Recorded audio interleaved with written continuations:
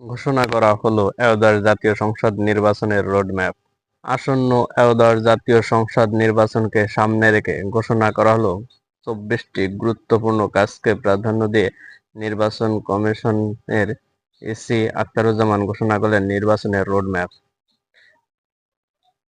২৪টি গুরুত্বপূর্ণ কাজের ভিতর রয়েছে সীমানা নির্ধারণ, ভোটার তালিকা সম্পূর্ণরূপে ২৪টি গুরুত্বপূর্ণ কাজের মধ্যে রয়েছে সংসদীয় আসনের সীমানা চূড়ান্ত, ভোটার তালিকা চূড়ান্ত, রাজনৈতিক দলের নিবন্ধন এবং দেশীয় পর্যবেক্ষক সংস্থার নিবন্ধন চূড়ান্ত।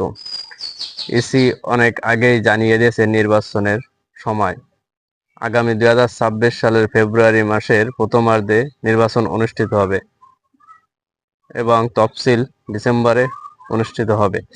দর্শক, এই রোডম্যাপটি কেমন হলো কমেন্ট বক্সে জানিয়ে যাবেন। ধন্যবাদ।